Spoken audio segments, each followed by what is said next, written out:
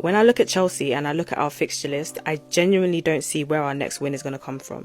When I say we got bopped off the pitch at Brighton, bopped off the pitch, we looked awful. And this is the case no matter who played. Apparently there were chants of "you're not fit to wear the shirt" at the end of the game. And it's like this fan base lacks critical thinking skills, because it is clear to anyone with more than one brain cell that the issue with Chelsea is not a personnel issue, it's a coaching one. Do Brighton have a better squad than us? Do Aston Villa have a better squad than us? No, of course not. But they have top quality coaches that are able to organise a team.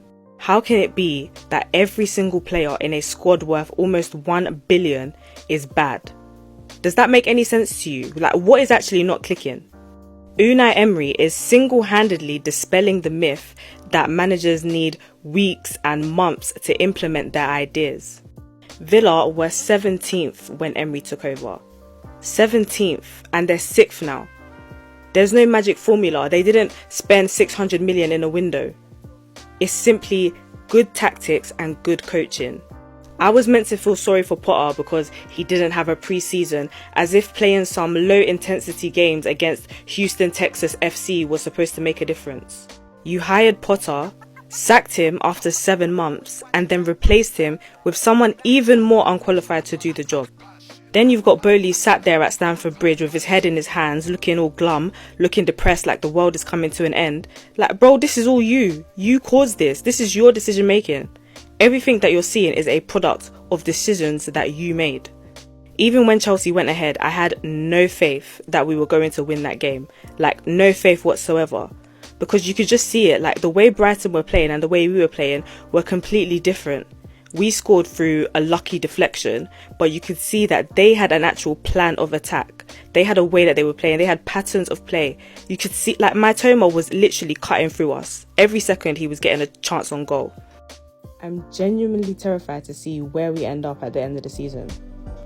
You see, Chelsea Football Club, I really prefer not to speak, because if I speak, I'm in big trouble. What is going on? Like, somebody tell me what is actually going on, because the cacophony of chaos that has unfolded in just a year with these new owners is actually incredible. And it's because every single major decision that they've had to make has been the wrong one. Like, they're getting it so dramatically and drastically wrong, it's scary. So they bought the club. The first thing they did was to bin off Marina and all the other execs, as in the very people that have overseen the 2 decades of success that has made you even want to buy the club in the first place. The summer transfer window comes around. Bowley's running around like he's Pac, flying all over Europe, doing negotiations. Ask me, did we get any of our targets? Lewandowski, De Ligt, Rafinha, none of them. And then a couple of weeks into the season, they go and sack Tuchel. For what reason, we do not know. Bearing in mind, he's brought in players like Aubameyang because of the relationship that he had with Tuchel. You sack Tuchel and then you bring in Graham Potter of Brighton to come and manage Chelsea Football Club. Somebody that has no accolades, no CV, no nothing. So you've sacked a top manager and replaced him with an aspiring top manager. Who does that? Predictably, there is no improvement under Potter. We looked awful. So to then counteract the terrible coaching that's obviously taking place, they go into the January transfer window and do an absolute mazine, bringing in a load of players and not getting rid of any.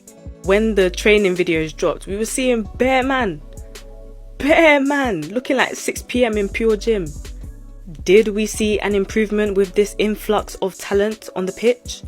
Absolutely not. In fact, we got considerably worse.